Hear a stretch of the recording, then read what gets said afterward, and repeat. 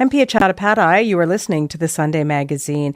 And you may have noticed that over the past handful of years, the word adult has kind of turned from a noun to a verb. You know, like adulting is hard, or I just don't feel like adulting today. And it most often comes from those who know they're supposed to be all grown up, but often feel like they're missing the manual for this thing called adulthood. Well, if you're among that cohort or a parent of one, you are in luck because Julie Lythcott-Haims decided to write a manual of sorts. Julie's the former dean of freshmen at Stanford University in California and a mom of 2 young adults herself. Her new book is called Your Turn, How to Be an Adult, and it follows her best-selling parenting book, How to Raise an Adult. Julie's latest is full of hard-won wisdom, her own and others, and it offers advice on philosophical matters and more practical ones, like a list of 12 steps to surviving when the hits the fan. Julie Lythcott-Haims, good morning. Good morning, Pia. Thanks for having me. I love being in Canada.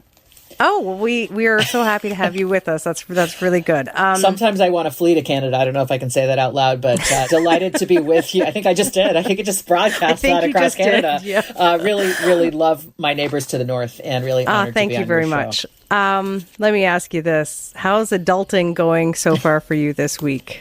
For me, I'm 53. Doesn't that mean I'm a fully baked adult? I don't know. Does it? Exactly. Good question. Look, adulting is about knowing you're more or less responsible for yourself, and I'm doing a pretty good job of being more or less responsible for myself, regulating my emotions as much as possible, setting some intentions about what I want to accomplish, leaning into my loved ones, trying to behave kindly to other humans, paying my bills. That's adulting, and this week I'd give myself a gold star for maybe a silver star. There have been a few bumps, but that's normal. That's part of adulting. Okay, congrats on star earning. When you were saying like all the things that you've accomplished in adulting this week, I'm like giving myself no stars this week, but next week's a new week. Right. I know already that some of our listeners are rolling their eyes because they're hearing this term, this actual word, adulting, that you have said and I have said. How did this term get traction? And beyond what you've just said, like fill in the gaps a bit more. What does it really mean? It's the grammar nerds that are rolling their eyes, Pia, right? Right?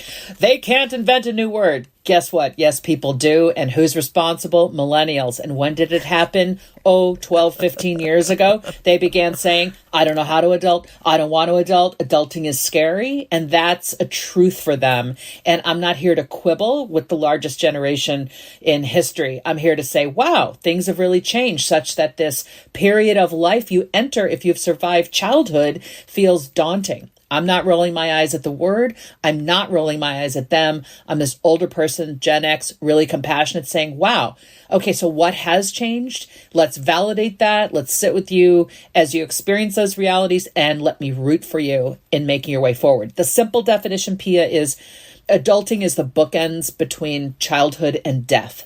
Okay? Okay, just to be frank, in childhood, you start out in someone else's body. You are then carried on their body, carried on their hip, held by their hand. That's childhood. And then slowly in childhood, we let go as parents of the hand. Okay, so in childhood, you are more or less the responsibility of someone else. And at the very end of your life, unless it comes suddenly, you are typically in the care, once again, of people who are more hale and hearty and capable than you. So adulting is the sweet set of decades, we hope, of health and wellness and of personal choice making and accountability and responsibility. And it's on you. And that's terrifying, but it's also awesome. That's adulting. Okay, I want to stick with the, and I think you're convincing them not to be naysayers, but maybe there's a few sticklers still out there because, as you say, look, I'm not here to judge. I'm listening to the younger adult generations, that's millennials and now Gen Zers or Zers, who say, look, it is hard adulting these days. And as you said, look, I'm a Gen Xer, so am I, Julie. Is it really, just to talk to the naysayers, is it really any harder adulting these days than it used to be? And if so, why? Yeah, it is. Let's go macroeconomics for a second. Where I live, I'm in the San Francisco Bay Area, and in many places in America and many places in Canada, it is simply not possible for a young person to leave home and earn wages that will pay for a one-bedroom apartment. Okay. Wages and salaries have in many places not kept up with the cost of living. Add to that the fact that to go to university in America, I realize it's different in Canada, many of our students take on enormous student loan debt because of the cost of university and the lack of support in the form of scholarships. And so they have this student loan burden because they've been told you got to go to college because a decent job requires a college education. They take on all this debt, and then their salary/wages can't keep up with the cost of living in the town or with this debt burden. So things are much harder at a very basic money sense than was the case for older generations. You know, the minimum wage was created in our country following following the Great Depression, actually, and it was meant to support a man, his wife, and one child. And the notion that minimum wage in the U.S. could support one person with a decent quality of life, let alone three, is utterly laughable. So that's one example of what has changed and why young people might have to live at home as they're in their 20s, even if they have a college degree, university degree, because they cannot afford to live in the very city or town in which they were raised. It's not possible. And I would just say things aren't, I mean, listening to the younger adults in Canada, things aren't as different as people might think between the U.S. and Canada. Lots of people having to take on that student debt. University college is more expensive, so it takes a lot more time spent that not being able to afford to live in a big city if that's where they need to go to school. All those things. I mean, there's a lot of similarities. And the minimum wage, of course, in many places, not a livable wage for a lot of people. But I want to pick up on what you're just saying. Look, this going to school thing, so finishing your education and getting a job. These are two of the 5 markers that we've traditionally sort of used to define what adulthood looks like. So you finish your education, getting a job, leaving home, getting married, and having kids. And again, just in full transparency and not to be a jerk face, but on my part, check, check, check, check, check, right? And for our generation, the Gen Xers and older, that is a marker of success, quote unquote success for a lot of people. How relevant are those markers to the reality of being an adult, on the younger side of adult, in 2021? Largely less relevant, Pia. Here's why. Finish education. Why are you going to finish your education at 22 or 18 if you're going to live to be 90 or 100? We know education should be continually accessed throughout life to level up your skills, to pivot to a completely new career, just for personal edification and enrichment. So finish education, that's an outdated term. Leave home, as I've said, maybe you can't afford to. It's not about leaving home. It's about wherever you live, whether with your parents or with an extended pod of your own peers, are you behaving as an adult, taking care of body, bills, and belongings, taking care of business? It's not where you live, it's how you show up where you live. And then marry/have kids. Boy, this harkens back to a time when a woman went from being the property of her dad to the property of her husband. It's very gendered and it's very heteronormative. Today, you don't have to get married to be an adult. You're not called a spinster. I mean, remember, right? We are free. We are freer than ever. We are liberated. This is the 21st century. You do not need to marry to have kids. You do not need to have kids if you are married. You can make those choices. They are largely up to you.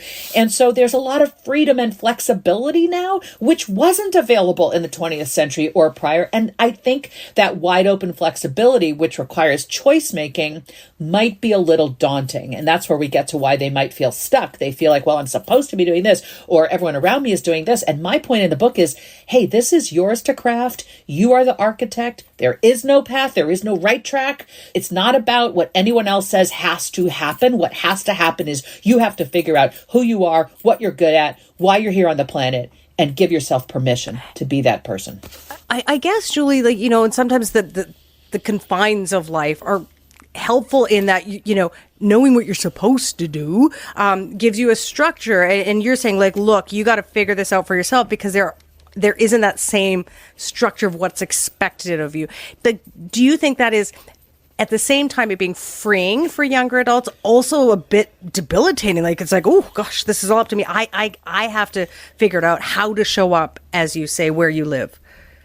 I absolutely think that. I think it's both and. It's liberating and it's daunting. And I think what fills the gap is advice and guidance from those of us who are older, whether we're sitting down with our nieces and nephews or our friends' kids or younger people in our community. We ought to be sharing the stories of, hey, this is a choice I made. Here's how it went. Here's what I did next. The more that they can hear, oh, this person I respect, they took this path and it was terrible and they chose something different and they found joy. Awesome. Oh, this person I respect had a completely different way through life, but it also turned out to be awesome. The more they can hear the stories of the myriad ways in which humans adult, the more secure they will feel in, hey, all right, fine, maybe I can give myself permission to head out in the direction that feels right to me, knowing plenty of other people around me have done the same. Right.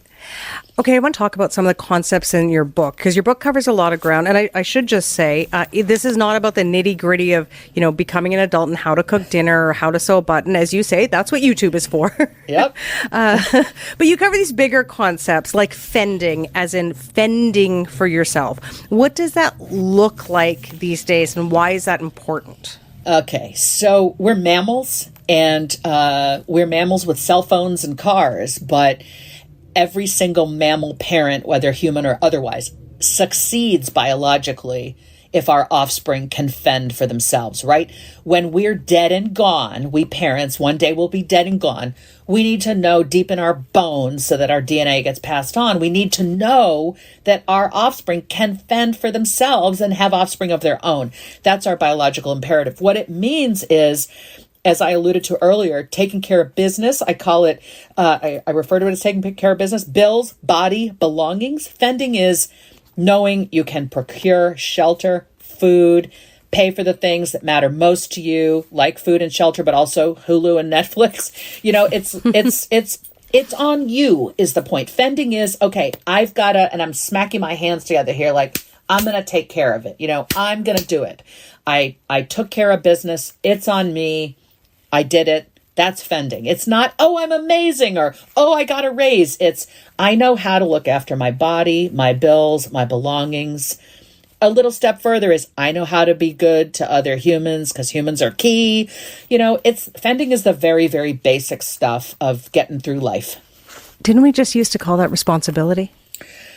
We did, but I think fending it's presumably a synonym. It does imply a little bit of an edge. It applies a little bit of precariousness. Fending for oneself implies a little bit like you're out there on that limb and it's your limb and you're there, and that's important because that's what impels us that's when you're fending, then you develop more agency. Every time you take care of business, your psyche goes, hey, I handled that. I'm capable. What am I going to do next? There is a little bit of treacherousness to this terrain, and we must walk it because that's how we forge a healthy adult self. So you, in terms of talking about forging a healthy adult self, like you do write about some of the practical stuff, the dealing with money, which you've mentioned, the taking care of your physical health and your mental health, which we hear so much about today, and rightly so. But you also, Julie, give some more surprising advice, things that wouldn't be okay, I can think of that one on my own. And one of them is this case that you make, for why people should talk to strangers. You encourage this. You're like, go talk to strangers, people. Why do you tell them to do this? Well, first of all, I have to counteract this absurd notion in childhood that they've been raised with. Don't talk to strangers, right? When Stranger Danger was born in roughly 1983, that's when parents started, preventing kids from having the life experiences that would enable them to feel confident and competent around strangers, advocate for themselves, treat this other person with respect. We have this overbroad rule, don't talk to strangers, which means young people emerge from their homes and high schools and go out into the world of work or university or the military, and they don't feel comfortable. They might even say they're scared / don't know how to simply talk to somebody. And we can point fingers like the naysayers and eye rollers that you alluded to at the top of the show. They may be naysaying and eye rolling now, and I'm here to say stop. It is not the fault of the young person who was raised that way. This is on us as parents. We have done this. This was bad advice. You do need to talk to strangers. Why? Because humans are everywhere, and everyone outside of your family is inherently at first a stranger. So you gotta lean into that. You gotta seek to interact and get to know. You have to figure out how to communicate and compromise in order to advance your own needs and goals, and also to show up usefully in the lives of others. Research shows, Pia, that it's the quality of our human relationships that end up predicting whether we have a long and healthy life. It's not our cholesterol level at age 50. It's the quality of our most primary relationships at age 50 that predicts whether we will or will not live a long, healthy life for many, many more decades. Okay. We hear also these days a lot about self-esteem and children, and how, I don't know, maybe we talk about it more, how that's so important, right? We need to build up our kids' self-esteem. But you argue that something called self-efficacy is more important. Why? What is that? Why is it more important? Self-efficacy / agency is that intrinsic sense in our own psyche. I know I exist because when I do things, there's a result. And when we overhelp as parents, we deprive them of developing self-efficacy because basically we've achieved the result or partially achieved the result for them. And in their psyche, they know, I didn't do that. And that leads to learned helplessness, as has been labeled in the field of positive psychology. And that leads to anxiety and depression in kids. And oh, by the way, all of these things are correlated. It should not be a surprise. So instead of self-esteem, which we thought mattered back in the 80s, it was this thing that was developed. Give them a trophy just for being on the soccer team, not for being good, but just for being. Give them a certificate, give them a ribbon. The only people, as it turns out, that benefited from that were the manufacturers of the trophies and certificates and ribbons who made all of this money off of the self-esteem movement. No. We have so many participation ribbons and trophies. Exactly. So, and it's become, Pia, great job. You slid down the slide. Perfect. Perfect painting. How about this one? What, perfect. You didn't hit Billy. Like, stop saying perfect for every little thing. You raise children who expect to hear perfect. Great job in university, in the workplace. If they don't get that constant feedback of you're amazing, oh my gosh, they think they're not amazing, or they quit their job because they think their boss is mean. Like, look how we have undermined their chances for thriving when we raise them with the notion that every tiny thing they do has the chance to be perfect. You're not perfect. You're here to learn and grow. Listen to Queen Elsa from Frozen. Let it go. Okay, so we could probably sit here and diagnose Frozen and all the messages it sends that may have led to some of these challenges that we're facing societally, but we'll leave it there. Your book arrives during this time, I think, where so many people are kind of, taking stock of their own lives, where they are, where they want to go, and during this pandemic, and perhaps reconsidering what they want their futures to look like, right? How do I come out the other side of this? How do I do that? Is this pandemic, do you think, Julie, reshaping how people are conceiving of what adulthood looks like, or what they want it to look like, do you think? Absolutely. There's nothing like tragedy, disaster, unexpected, unanticipated negative situation to clarify for us what matters. Regardless of your age and stage, we need to all emerge from this thing taking that lesson forward. What really matters to me are these people, not so much these people. The stuff I really love to study, this. Forget all this other stuff I'm supposed to air quotes study. No. I am here. I know my calling is this, and I am going to go in the direction of my own dreams. We've been reminded that life is precious and finite, and the pandemic has done that. Let us emerge from this with greater clarity around the work and the people and the spaces we want to be in and around. Also, let's take a stock of the resilience we developed because of the pandemic. Look back and say, I'm proud that in this difficult time, I still managed to do X, Y, and Z. I took care of my younger siblings. I managed to not fail school. I managed to show up for my elderly neighbor. I managed to stay alive because my mental health was really tanking. Like, take notice. of what you did do in the context of all of this we were not allowed to do and not able to do. That will help you build strength for the next thing that comes. I'm speaking to you in June. You know, the time of year when many Canadians, many Americans are looking toward their sort of next step in their process of adulting, graduations, right? So let me ask you to give a bit of advice, whether someone is moving on to high school, from high school, college, or university, and venturing out into a new, big, uncertain post-pandemic world, or hopefully post-pandemic world. What's your advice to them? You have an inner voice in you that wants you to be listening to it. That is your voice, and it's crying out for your attention, because what's also in your head is the voice of your parents, your extended family, maybe your whole ethnic community, all of Canada. I don't know. You've got all this sense of the people who are telling you what to do. Listen for your own voice. Ask yourself, what would I study if it was just up to me? What would I pursue for work if it was just up to me? If no one else was judging, what would I choose? Another way into that answer is, what do I know I'm good at? What do I know I love? And let me find work or study at the intersection of those things, because you got to both be good at it and love it for it to be meaningful and rewarding. And finally, who's in my way? Who are the people I'm afraid to share these things with? That's real and valid. Tell that truth to yourself, and then get some support, whether it's from a mentor or an older relative or a therapist, in having that tough conversation with whomever might be preventing you from leaning in to the life you know is yours.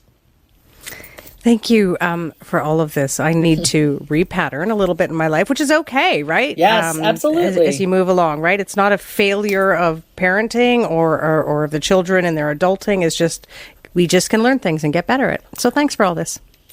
I'm delighted to have been in conversation with you, Pia. Thanks so much for having me. Julie Lythcott-Haims is the author of Your Turn, How to Be an Adult.